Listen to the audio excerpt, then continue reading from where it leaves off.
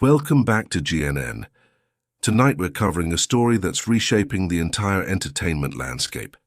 Warner Bros. Discovery is officially on the market, and it's triggering one of the biggest power plays Hollywood has seen in years. If you care about movies, streaming, or just how the entertainment industry works, this is about to get very interesting. Let's set the stage. Warner Bros. Discovery, one of the last massive media conglomerates left standing, is being shopped around to potential buyers.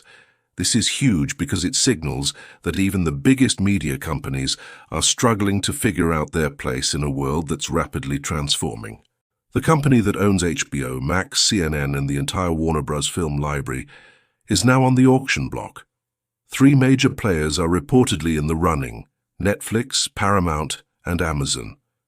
Here's where it gets complicated and frankly exciting. Netflix, the company that basically invented streaming and supposedly killed the theatrical experience, just told Warner Bros. Discovery they would be willing to release films in actual movie theaters. This is a massive shift. For years, Netflix built its empire on putting content directly into people's homes. Theater companies have been absolutely terrified of them because they represent the end of the theatrical window. But now Netflix is saying they want to play ball with the traditional movie business. They're willing to release Warner Bros. Films in cinemas. Why would Netflix do this? Simple. If they acquire Warner Bros., they get the most valuable asset in Hollywood: decades worth of incredible content and active franchises. We're talking about DC Comics characters, Harry Potter, Lord of the Rings, and an endless catalogue of beloved films. The theatrical releases Netflix is promising would be a way to keep those franchises alive and relevant while also diversifying their revenue streams. It's a calculated move that signals Netflix understands that streaming alone might not be the future of entertainment. Then there's Paramount. The Wall Street Journal has actually laid out a pretty compelling argument that Paramount is the most logical buyer here. Here's why. Paramount owns CBS, MTV, Nickelodeon, and a major streaming service of its own called Paramount Plus. They already understand traditional media and have deep roots in both television and film. If Paramount acquires Warner Bros., they would essentially become a true media powerhouse that spans streaming, cable, broadcast, and theaters. They wouldn't be abandoning theaters or betting everything on streaming. They'd be balancing both. But Paramount's situation is complicated too. The company has been struggling. Its streaming service has had losses piling up, and integrating Warner Bros. Would be enormously expensive. Still, strategically, it makes sense. Paramount could use Warner Bros. Content to strengthen Paramount Plus, keep theatrical releases going, and maintain relevance across all distribution channels. Then there's Amazon. They've been quietly building a media empire through Prime Video and MGM. They have the cash to buy almost anything and the infrastructure to support a massive acquisition like Warner Bros. Amazon could theoretically keep everything running exactly as it does now, which in some ways is the safest option. But here's what's really happening beneath the surface.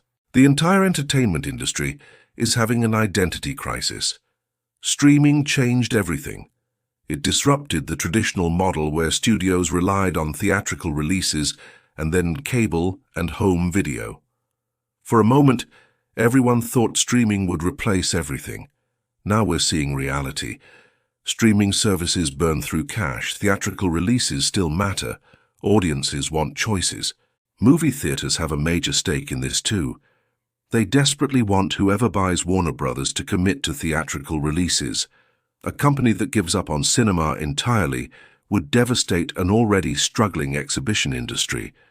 That's why the theater chains are quietly rooting for either Paramount or for Netflix to follow through on their theatrical promise. The broader question underlying all of this is whether the big media companies can actually survive in this new world. Disney is struggling with streaming losses. Warner Bros. Is up for sale. Paramount is weak.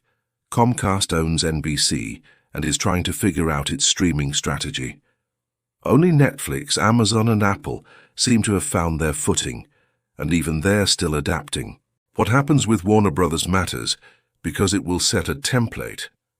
If Netflix buys it and commits to theatrical releases, that signals streaming companies are willing to embrace the full spectrum of distribution. If Paramount buys it, that's a vote of confidence that the traditional media model still has life left in it. If Amazon buys it, that's essentially a shrug from a company that doesn't really need to make major strategic statements. Employees at Warner Brothers are also watching closely because acquisition usually means layoffs and restructuring. The uncertainty alone is destabilizing for one of the most creative and talented workforces in Hollywood. So, what should you take away from all this? The entertainment industry is consolidating further, and the role of theaters, streaming, and traditional media is still being figured out in real time. Whoever buys Warner Brothers will be making a bet on the future of entertainment. And frankly, no one really knows which horse to bet on yet.